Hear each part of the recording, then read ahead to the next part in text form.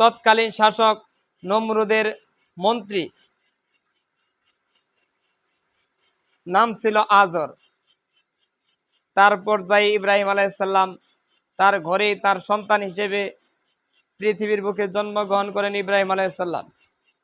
পর্যায়ক্রমে ইব্রাহিম আলাইহিস সালাম যখন ততটুকু বয়সে উপনীত হয়ে গেলেন, তখন তৎকালীন সময়ে তাদের মূর্তি পূজা করতে হতো, তারা মূর্তি পূজা করত সবাই। তখন ইব্রাহিম আলাইহিস সালামকে তার বাপ আজর, তার পিতা আজর আবেদন করলেন, বললেন যে ইব্রাহিম, আজকে আমাদের বড়দিন, আমাদের মূর্তি পূজায় যেতে হবে।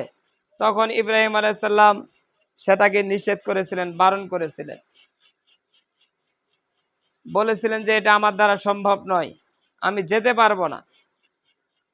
কোরআনের কথা এগুলো। সম্মানিত উপস্থিতি, পর্যায়ক্রমে ইব্রাহিম আলাইহিস সালাম নবী হিসেবে আখ্যায়িত হন। ইব্রাহিম আলাইহিস সালাম নবী হলেন, তার পিতাকে দাওয়াত দিলেন, নমরুদকে দাওয়াত দিলেন, তারা গ্রহণ করলো না। ইব্রাহিম আলাইহিস সালাম পর্যায়ক্রমে নবীর বয়স যখন 80-র ঊর্ধ্বে, 80 পার হয়ে গেছে, তারপরও তার স্ত্রীর কোনো সন্তান হয় না, নিঃসন্তান ইব্রাহিম আলাইহিস সালাম। তো এখন ইব্রাহিম আলাইহিস সালাম যে নিঃসন্তান থাকবেন, এটা সারা পৃথিবী জুড়ে পরবর্তীতে যারা কাফের রয়েছে তারা তিরস্কার করবেন। এই জন্যই ইব্রাহিম আলাইহিস সালাম আল্লাহর কাছে দোয়া করলেন, রব্বি হাবলি মিনাস সলিহিন, আল্লাহ পাক রব্বুল আলামিন, আপনি আমাকে একটা নেক সন্তান দান করুন। এভাবে দোয়ার বয়স অনেক দিন যাওয়ার পরে 80 বছর অতিবাহিত হওয়ার পর, মানে বৃদ্ধ বয়সে, ইব্রাহিম আলাইহিস সালাম পৃথিবীতে জীবিত ছিলেন 136 বছর। 80 বছর অতিবাহিত হওয়ার পর ইব্রাহিম আলাইহিস সালামের স্ত্রী হাজেরার ঘরে একটি সন্তান আসলো, সেটা হচ্ছে হযরত ইসমাইল আলাইহিস সালাম। ইসমাইল আলাইহিস সালাম যখন জন্মগ্রহণ করলেন, তখন আল্লাহ তাআলা ইব্রাহিম আলাইহিস সালামকে পরীক্ষা করার জন্য বললেন যে তুমি তোমার স্ত্রী হাজেরা এবং ইসমাইলকে বনবাস দিয়ে আসো, নির্জন জায়গায় রেখে আসো, যেখানে কেউ নেই। এখন হয়তোবা মক্কায় লোক সংখ্যার অভাব নেই। তৎকালীন সময়ে ইব্রাহিম আলাইহিস সালামের যুগে যখন ইব্রাহিম আলাইহিস সালাম হযরত ইসমাইল আলাইহিস সালাম এবং হাজেরাকে রেখে আসেন, বনবাসে রেখে আসেন, ওই সময় সেখানে কোনো লোক সংখ্যা ছিল না, পশু পাখি কিচ্ছু ছিল না, একেবারে মরুভূমি। এমন জায়গায় রেখে আসার পর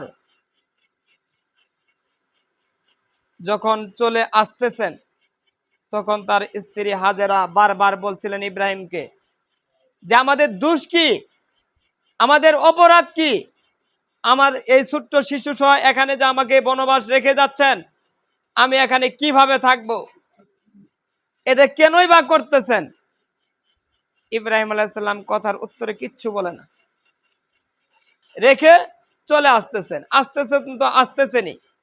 পরবর্তীতে হাজেরা চিৎকার দিয়ে বলছিলেন এটিকে আল্লাহর হুকুম। তখন ইব্রাহিম আলাইহিস সালাম সামান থেকেই, পিছনে আর তাকিয়ে বলেনি, সামান থেকেই আসমানের দিকে হাত দিয়ে বলছিলেন, শুধু মাথা নাড়িয়েছিলেন। তখন হাজেরা বুঝতে পেরেছিলেন যে এটা মনে হয় আল্লাহর হুকুম। এখন আপনার আমার বয়স অত হয়নি, এমনিতে যতটুকু হয়েছে, সন্তান, আপনার আমার সন্তান আছে, স্ত্রী আছে। যদি আমাদেরকে কে বলে যে সন্তান এবং স্ত্রীকে রেখে তোমাকে নির্জন জায়গায় থাকতে হবে এতদিন, অথবা স্ত্রী এবং সন্তানকে রেখে আসতে হবে পাহাড়ে, আমরা বর্তমান সময়ে যারা রয়েছি কেউ রাখবো না, এটা আমাদের দ্বারা সম্ভব নয়।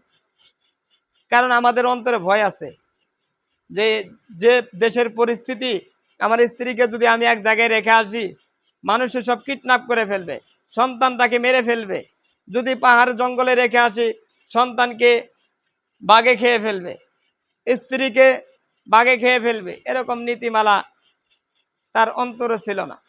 আদেশ করা হয়েছে আল্লাহর পক্ষ থেকে ইব্রাহিম আলাইহিস সালামকে, তিনি রেখে আসতেছেন।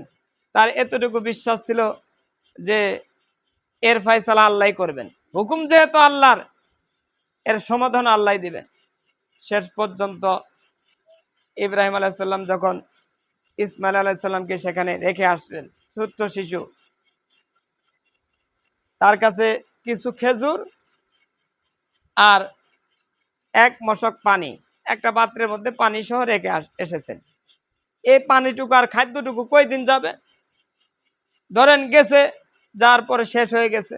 শেষ হওয়ার পরে হাজেরা চিন্তা ভাবনা করতে লাগলেন যে আমি যদি পানি না খাই তাহলে আমার বুকে দুধ আসবে না, আর যদি দুধ না আসে তাহলে ইসমাইলকে আমি বাঁচাবো কিভাবে? এর জন্য বিবি হাজেরা ছুটাছুটি করতে লাগলেন। এখনো যারা হজ করতে যায় তারা সেখানে দৌড়াদৌড়ি করে, দুই পাশেই সাফা মারোয়া পাহাড়, সেখানে দৌড়াদৌড়ি করেন। এক পাশ থেকে দেখা যায় ও পাশে মনে হয় পানির, ধরেন আমরা চর এলাকায় যখন যাই, ওই বালু যখন চিকমিক করতে থাকে রোদ, অতি তাপমাত্রার মধ্যে একটু বাতাস বইলে দেখা যায় মনে হয় সেগুলো পানি। তে হাজারা এই পাশ থেকে দেখতেছে ওগুলো পানি, দৌড়ে যে দেখে সেখানে পানি নেই। আবার সেখান থেকে এ পাশে দেখা যায় যে এ পাশে অনেক পানি, সেখানেও পানি নেই।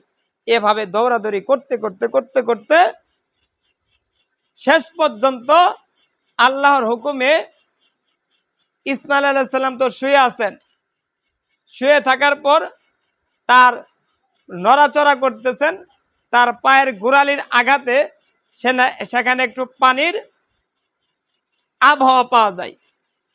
হাজেরা সেখানে উপস্থিত হলেন। হাজেরা উপস্থিত হয়ে ইসমাইল আলাইহিস সালামকে সরিয়ে সে পানিটুকু আটকানোর জন্য দুই সাইডে বাঁধ দিতেছেন, পানি আটকে না। পর্যায়ক্রমে বাড়তেই আছে, পানি বাড়তেই আছে। তখন হাজেরা বলেছিলেন জমজম, মানে থামো থামো, পানি অতিরিক্ত হয়ে গেছে। ওই জমজম থামে থামো থেকে আজ পর্যন্ত তার নামকরণ করা হয়েছে জমজম কূপ। এই কূপ আজও আছে, কিয়ামত পর্যন্ত থাকবে। যখন ইসমাইল আলাইহিস সালামের এই হাজারার কষ্টের বিনিময়ে সেখানে পানির উৎপত্তি দেখা গেল, তখন কিছু পাখি, আশপাশের কিছু পাখি পানি খাওয়ার জন্য সেখানে আসে। তার পাশ দিয়েই শাম এবং সিরিয়ার লোকেরা ব্যবসা করে। তারা দেখে যে এই জায়গায় ইতিপূর্বে তো পাখির আবহাওয়া দেখা যায়নি, মক্কায় কিন্তু পানির খুব সংকট, এখনো সংকট। ওই সময় থেকেই সংকট, মরুভূমির মধ্যে যেহেতু পানির আবহাওয়া দেখা যায়, পাখি যেখানে পানি আছে সেখানে পাখি বসবে। তৎকালীন সময়ে লোকেরা আবহাওয়া দেখতে পেল পাখির মাধ্যমে, যে এখানে পাখি এত কেন, এর চতুর্পাশে ঘোরাঘুরি করতেছে কেন। লোকেরা সেখানে যে দেখে যে এখানে অনেক পানির ব্যবস্থা, তারাও সেখানে পানি খাওয়ার জন্য, পানি খাওয়ার যে দেখে একজন ছোট্ট শিশু এবং একজন মা সহ, মা কিন্তু ওই সময় বৃদ্ধ, হাজারা বৃদ্ধ।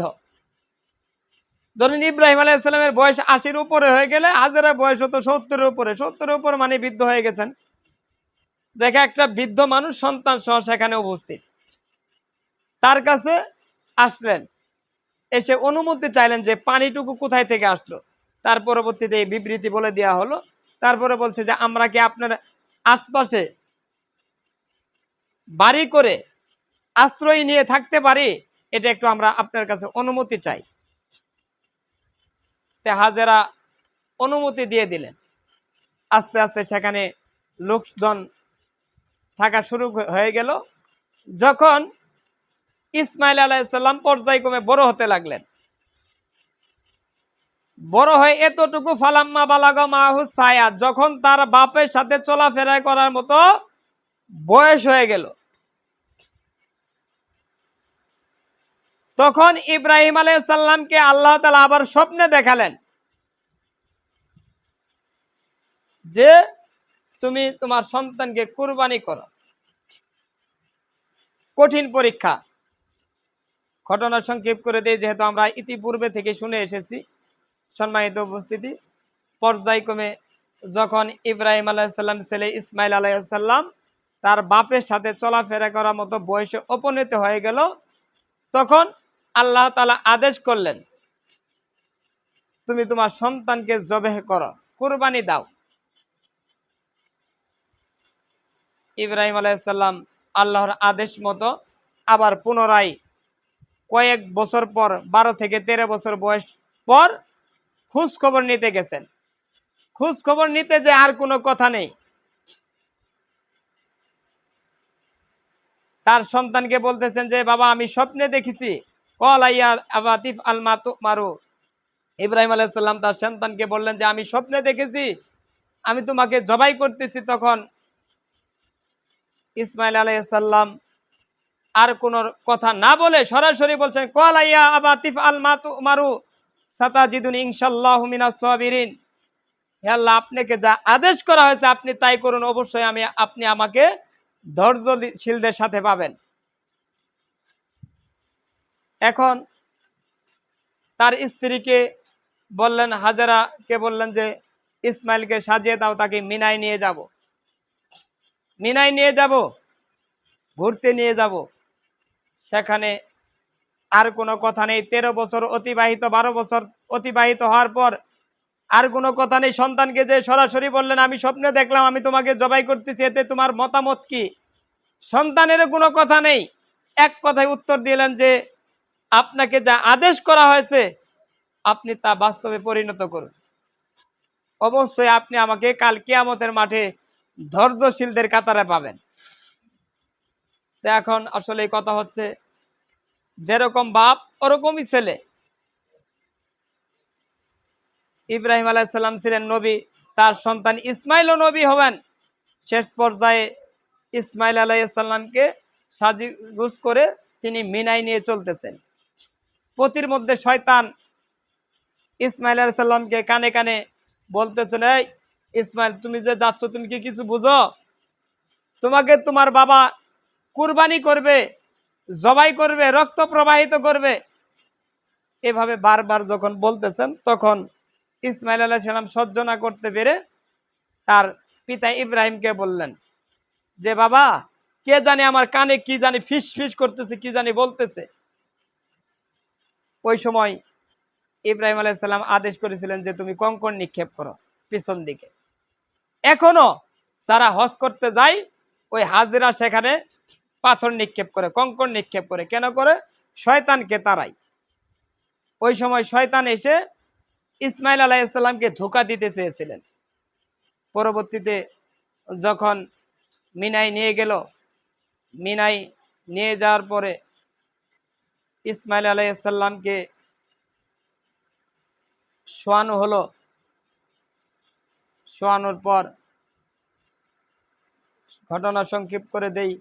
শোয়ানোর পর ইসমাইল আলাইহিস সালামকে গলায় যখন ছুরি বাঁধাইছেন ইব্রাহিম আলাইহিস সালাম, তখন আল্লাহ তাআলা সন্তুষ্ট হয়ে, রাজি খুশি হয়ে চোখের পলকেই জিব্রাইলকে বললেন, জিব্রাইল চলে যাও, জান্নাত থেকে একটা দুম্বা নিয়ে ইব্রাহিমের ছুরির নিচে ফেলিয়ে দাও।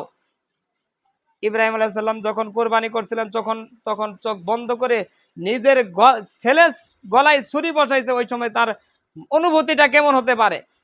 ইব্রাহিম আলাইহিস সালাম কান্নায় ভেঙে পড়ে চোখটা বন্ধ করে ছুরি বসিয়ে সেচ দিচ্ছেন। দ্বিতীয়বার আর কোনো কথা নেই, কোরবানি হয়ে গেছে। চোখ খুলে দেখে যে ও আসলেই কোরবানি হয়ে গেছে, রক্ত প্রবাহিত হয়ে গেছে, কিন্তু পাশে ইসমাইল আলাইহিস সালাম দাঁড়ানো।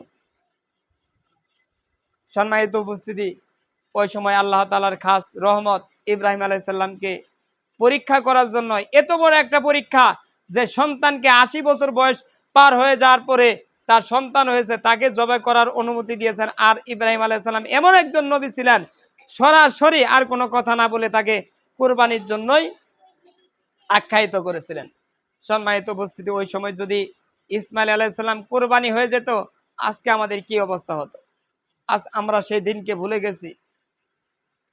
ওই দিনকে অনুসরণ করে আজও কুরবানির ঈদ আমাদের মধ্যে উদযাপিত হয়। ইব্রাহিম আলাইহিস সালাম থেকে শুরু করে ওই দিন থেকে খাস করা হয়েছে কিয়ামত পর্যন্ত। পৃথিবী যতদিন থাকবে ততদিন পর্যন্ত এই কুরবানির ধারাবাহিকতা চলতে থাকবে। তার পরবর্তীতে যেহেতু কুরবানি ওই দুম্বা হয়ে গেল, জান্নাতের একটা দুম্বা কুরবানি হয়ে গেল, সেখান থেকেই শুরু হয়ে গেল যে তোমাদের ওপর, তোমাদের চতুষ্পদ জন্তু থেকে তোমাদের ওপর আমি কুরবানিকে নির্ধারণ করে দিলাম।